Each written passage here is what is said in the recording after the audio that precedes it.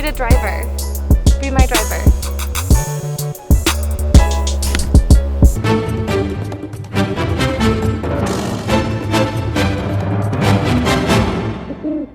Hey, what's going on, everybody? RogersBase here. As you can see, I am outside. I felt like this would be the perfect location to talk about Xenoblade Chronicles 2. If you follow me on Twitter, then you know that back in late November, Nintendo sent me a review copy of the game. Thanks so much, Nintendo. And literally every day since then, I have been playing at least an hour or 2 hours of this game. It has consumed my life in a way that very few other RPGs ever had, and I play a lot of RPGs. I love me some Pokemon, I love me some Shin Megami Tensei, some Final Fantasy, and I even played the original Xenoblade on the go on my new Nintendo 3DS, but this game is different. This is a true home console RPG that I could play on a handheld. I've been traveling a ton over the course of the past month and a half. I've gone from Vegas to Los Angeles. I am now back in Vegas. I'm on my way to Chicago for the holidays. I thought that by the end of December, I would be done with this game, and yet here I am at the end of December, 50 hours into Xenoblade Chronicles 2, and I am only at Chapter 5. And that is because this game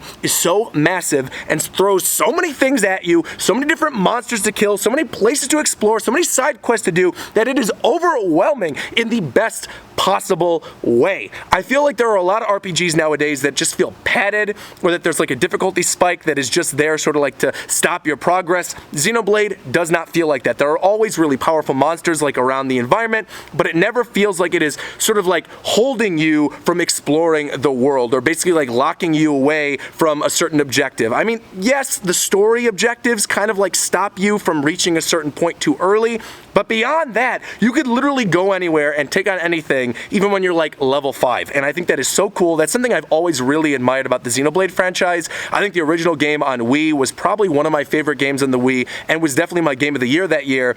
And if you've been with me for a long time, you know that my favorite game on Wii U, even above Smash 4, was Xenoblade Chronicles X. I spent 130 hours on that game, and unfortunately, after 130 hours, I lost my save file because my stupid external hard drive ended up dying, but that's a story for a different video.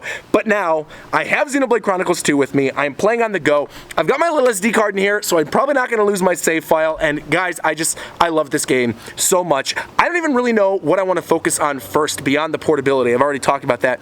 The graphics. I love the look of this game. I feel like Xenoblade, admittedly, the first one had kind of like muddy graphics. I think it was pretty for the time, but when you eventually played it, like once it was actually localized, I felt like it looked kind of muddy, and it looked even muddier on the new Nintendo 3DS when they ported it to that. And Xenoblade Chronicles X, of course, had these gorgeous vistas. I know that's a word that Kit Ellis over at Nintendo loves so much, but it really did. Xenoblade Chronicles X had these gorgeous vistas. You could fly anywhere with your skells, but unfortunately, the characters in that game looked a little too anime for the rest of the environments. Anime in the worst possible way. They looked kind of like DeviantArt characters. This game has a perfect mix of the two. You have these gorgeous environments, but because of the cell shading, the characters don't look nearly as out of place. It just looks like a really beautiful anime come to life, and I love that. And while we're on the topic of things that people who like anime love, let's talk about the characters in this game, specifically the waifus. My intro to this video will probably be my girlfriend in a Pyra cosplay, but Lord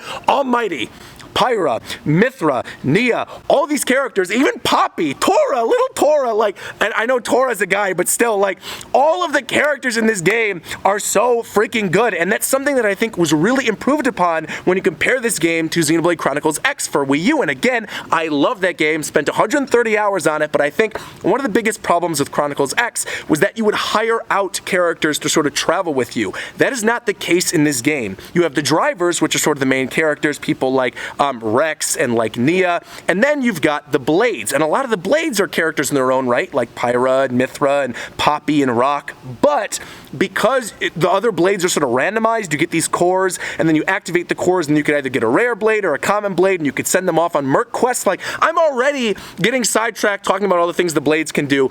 getting back to where I was talking about the characters in this game, all of the blades have their own personality as well. They're all voice acted. I think the voice acting in this game is actually really good. I saw Etika talking about it on his stream that he doesn't like Rex's voice actor. I could not disagree with him more. I feel like Rex's voice actor is perfect, and I love that they still went with that weird like Australian, European type of voice acting. That's something I really loved about the voice acting in the first Xenoblade, and I think they did that just because of the fact that they didn't have the money to like actually localize the game into North American English, and on top of that too, like Xenoblade wasn't an established franchise, so they just brought over the European voice cast. But now that it's something that I feel really makes this franchise great is you have these like foreign sounding voices. I know I have an international audience. Not a lot of you guys are in North America, or I shouldn't say all of you are in North America. I know my primary audience is in North America, but still, hearing Rex and all the other characters have this sort of Australian accent, and then you've got characters like Pyra and Mithra who are just talking in like basic American accents. I love it so much because it makes Pyra and Mithra really stand out from the rest of the cast, but it still keeps the core of what I've loved about voice acting in the Xenoblade games. That's something I really love. 2, the graphics. I think this game is so gorgeous. I already talked about like sort of that anime visual style that they're going for, but I think when you're looking out at these giant environments, when you're exploring the towns, the game loads really well. I expected this game to really chug along when I was playing it in handheld mode, and I never really experienced a game crash. I never experienced anything like popping in and out in any weird way. Maybe I haven't been paying a lot of attention, but I feel like the game just naturally feels huge, and it never feels like the game has to trick you in order to like load itself up, despite how big the environments are. So I love that about the game. Another thing I love about this game is the music. I think 2017 has been one of the best years in terms of video game soundtracks. We had stuff like Sonic Mania, Nier Automata, Persona 5, Mario Odyssey, Breath of the Wild. No. Xenoblade Chronicles 2 has one of the best soundtracks. I think this is second only to Cuphead this year for me. I think the soundtrack in Xenoblade 2 is so good, and the reason why it's so good is because it harkens back to the soundtrack of the first game. Yes, you have those cool like rock sounds like the da-na-na-na-na-na, you know, from the first game, but you also have these gorgeous, sweeping orchestral scores when you're going through the cutscenes or finding out like a big plot twist in regards to a character, or a character dies. It's just like, oh my, and characters die in this game. Like, what? There are so many plot twists in this game, and that's something I should have expected because all the Xenoblade games have plot twists, but there are so many of them in Xenoblade 2. There's a certain character, I'm not going to give any spoilers here, who dies at like I think chapter 3 or chapter 4. I did not expect it to happen. It shook me. It shooketh me to my core. I could not believe that happened. And then when you get that character's blade later, like, oh my god, oh my god. And that happens right when you find out something else about another character that's in the game. I love all of the characters in the game. I love the story.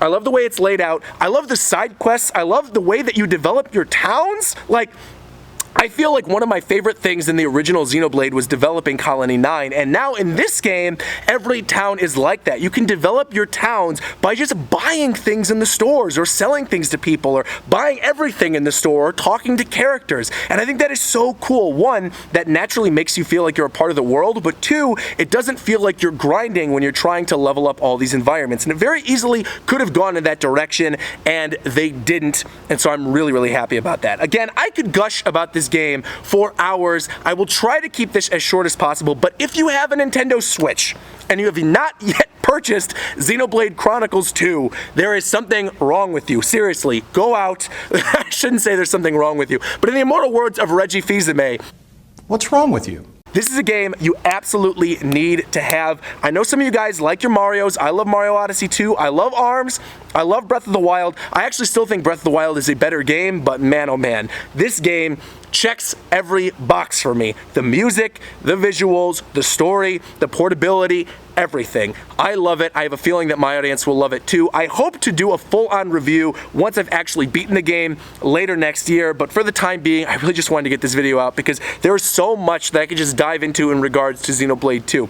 If you want to hear more about my thoughts on Xenoblade, I would say check out my Game of the Year discussion that I posted last week, because this game was in my top 5 games of the year, along with stuff like Persona 5, Cuphead, Breath of the Wild, and Mario Odyssey. If you want to know my Game of the Year, go watch that video. But man, oh man, oh man. Thank you to Reagan, by the way, for dressing up as Pyra in the beginning of this video. And Again, could talk about this for hours, but I won't. Like the video if you liked anything I had to say. Leave a comment down below in regards to what you like about Xenoblade Chronicles 2, and also let me know what you thought of this video. If you like that I recorded this outside, I actually think this is the perfect environment to talk about Xenoblade because it's such an open world game, but let me know if you hated that down in the comments below. Actually, please don't tell me if you hated it. Just tell me if you like it. I only want good comments this time around. And please be sure to subscribe because I bring you guys videos on Nintendo and anime every single week. And until next time, I'll talk to you guys later. Bye-bye!